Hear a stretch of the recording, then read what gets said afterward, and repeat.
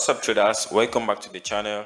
It's the FX professor from Range Traders Institute, and today we are getting into one of the most exciting topics, which is the internal versus the external range liquidity.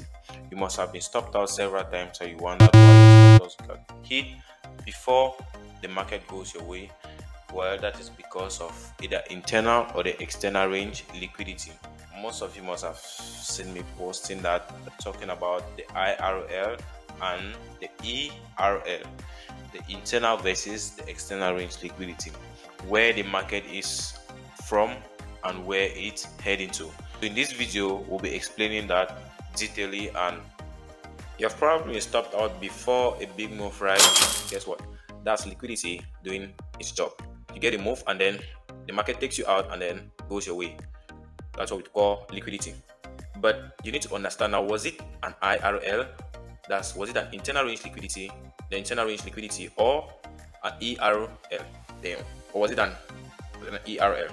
You need to know if you were taken off because of an internal range liquidity or an external range liquidity. Anyway, just stick around, because by the end of this video, you'll be able to identify which took you out and which you should always be looking out for in the market. But let's come back here to liquidity.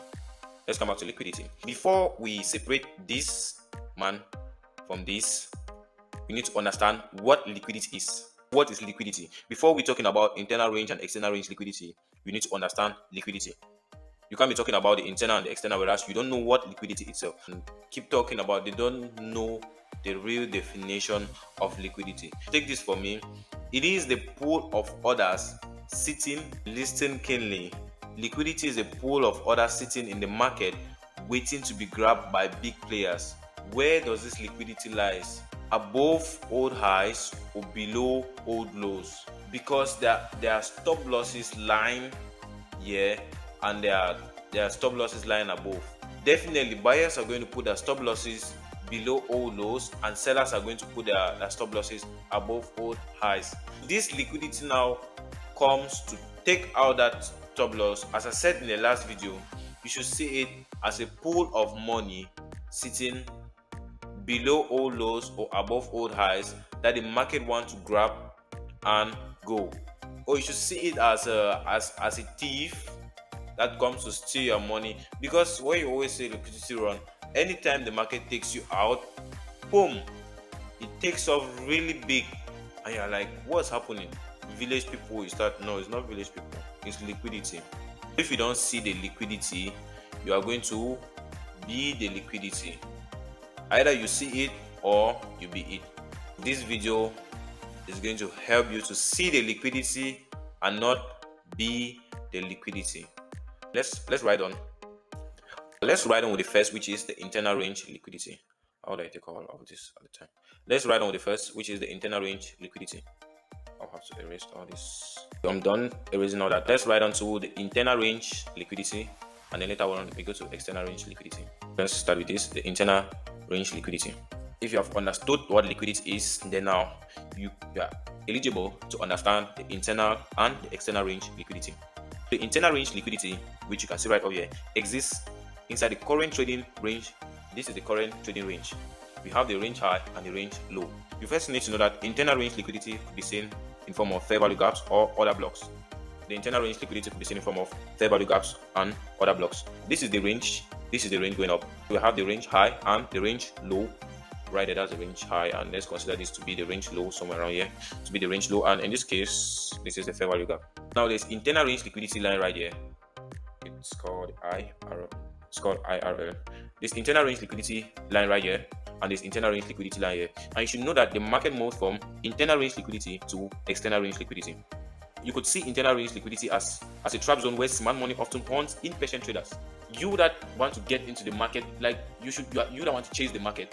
You don't wait for the market to get to you. You chase the market. Boom, smart money gets you. And when you have been taken out by smart money, what happens? The market hit your stop loss and goes the direction. I know a lot of traders face this same problem, whereby you enter, you feel like the entry is perfect, but then what happened and go to the sometimes could be equally seen as inducement, where the market gives you a fake move. Right here, we have this. The market was buying. You enter for you have the retest. You enter for the buy. it takes your stop loss and then goes your direction. So the market moves from internal range liquidity to external range liquidity.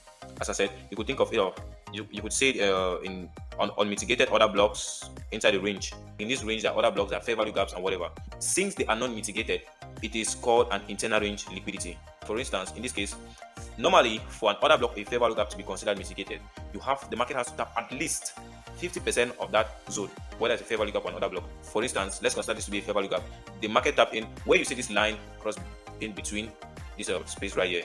It's called 50% of this gap. Let's consider this to be a gap. It's 50% of that gap where this line passes. For any zone to be considered mitigated, the market has to tap in at least 50% of that zone. Liquidity is internal range liquidity is simply a trap zone where smart money often horn impatient retail traders. For example, during consolidation, price might keep sweeping mini highs and lows. The internal liquidity being rated. In this case, as the market is going up, you see that it goes up, come and sweep this low. This is the rate. And they will say no rate, no trade. We have the market push up and it goes sweep this low. This is another rate. Now this is the market tapping into internal range liquidities. From the name internal, you could see it's something that lies within the range. So the market taps into the fair value gap and other block and it push up. After this, we're going to go down to a live chart example and we'll demonstrate this internal range liquidity from external and how the market play out within that zone. I believe from after the explanation you have understood what internal range liquidity is. We're going to move on to the external range liquidity. We're going to move on to external range liquidity real quick. This video is not supposed to be too long, but let's ride on to the external range liquidity. From the name, you should already know what you're looking out for. Internal, external. Now, we earlier said internal range lies within the range. Then our external is going to lie out of the range. External range liquidity could be seen in form of old highs, old lows. Let's consider that to be a high, an old high, old monthly high, daily high, weekly high, whatever. That's an external range liquidity. Or simply buy or sell side. External range liquidity lies in form of old highs, old lows, or buy and sell side liquidities. It lies out of current price structure. Now, you might have this move from here. If this high has not been taken out, you should know that there is an external range liquidity line above here, and the market definitely has to take that out from ERL. And as I said earlier, the market moves from internal to external range liquidity. Let's consider a fair value gap here to be an internal range liquidity. What I'm expecting is this is an external range liquidity in form of an old high, maybe a monthly high, a daily high, or whatever. And right here we have an internal range liquidity in form of a fair value gap. What we'll be expecting for the market to take out this internal range liquidity and then head up to the external range liquidity. This is just how the market works, from internal range liquidity to external. No matter how long it's going to take, you should have it at the back of your mind that the market moves from internal to external range liquidity. Not to take much of your time, we're going to drop down to a real chart example so we could demarcate some zones of internal and external range liquidity. I believe from here you should have known, as I said from the beginning, price moves from internal to external range liquidity. And internal range liquidity could be seen in form of fair value gaps and other blocks, whereas external range liquidity could be seen in form of old highs or old lows, or sell side and buy side liquidity. But before us diving into a real chart example, why does this matter in trading? Why does internal and external range liquidity, or let me say liquidity in general, matters in trading? First thing, knowing where liquidity lies tells you where price is likely to go to next, because that's what we're all looking after. From the market is here, where is it heading to next? Will it keep selling? Will it buy? What is it going to do? Whatever we're doing is to determine future price direction. Because for you to make profit in the market, you need to, at this point, you need to determine that this is where the market is heading to next. You need to predict that from here the market is going to take out this liquidity, because there was an internal range liquidity here and it has been raided. Our next target is the external range liquidity. You need to know, is price hunting the internal liquidity to engineer a move, or is it preparing for an external sweep to fuel a real breakout?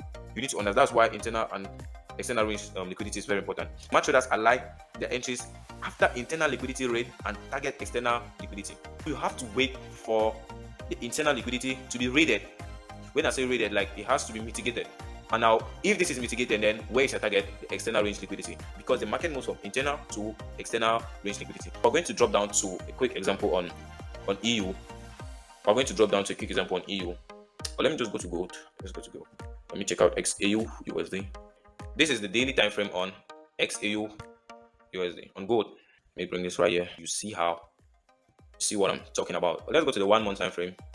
Though I did this the last class. I explained this gold movement in the last video. I was talking about liquidity. What do we say? The market moves from internal range liquidity to external, and this is a gold chart on 1 day on the monthly time frame. We will mark out this high. We're going to mark out this high. That's our previous month high. What is sleeping above here in external range liquidity? ERL is lying above there. But now the market moves from internal to external. What does this tell you? Why is gold selling? It is looking for an internal range liquidity. For an internal range liquidity, form of fair value gaps or other blocks. This is the let's drop down to the 1 day time frame, or the 1 week. Let's drop down to the 1 week time frame. That's our old monthly high, and this is our monthly low. But now this market moves from internal to external, and the monthly low, there's no liquidity slipping below this monthly low. There's no liquidity line below here. Where is our next? Where is gold selling? It's after the internal range liquidity, which is this fair value gap. Yes, this is where gold is heading to. This is why price keeps declining. No matter how hard it tries to push up, it keeps declining because the market is targeting this low, which is an internal range liquidity. From what I'm expecting from this level, it said that the market should mitigate at least 50% of a zone for it to be considered mitigated. The market should tap into a zone 50% for it to be considered mitigated. What I'm expecting from gold should sell up to this point, and then we should expect the move, the push to the upside to target this external range liquidity sleeping above here. If we drop down to the daily time frame, there's a lot of liquidity sleeping below here. That's why you see the market keep pushing down. It is after the internal range liquidity. What are we expecting? Initially, we're expecting the market to do this, because from the class we said the market moves from internal to external. From here, after taking out this internal liquidity, definitely the next target is going to be this high. Gold is going to rally back to the upside, but it needs fuel. The car cannot work without fuel. Gold needs fuel to push back up to take out this liquidity. And what's that fuel? That stop loss that is lying below here. That the fuel is your money. Yes, if you don't see the liquidity, you'll be hit. So the fuel is your money. And you should want to trade with the big boys. There are traders who are patient enough and are waiting to see gold collect this internal range liquidity, and boom, they target the external range liquidity. Guys, that's it. Not to take much of your time, I'm going to leave it at this point.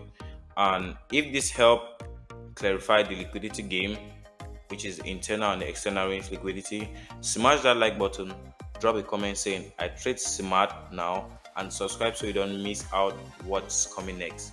We are dropping the turtle soup model breakdown next, and entry models. Yes, the turtle soup and the entry models next.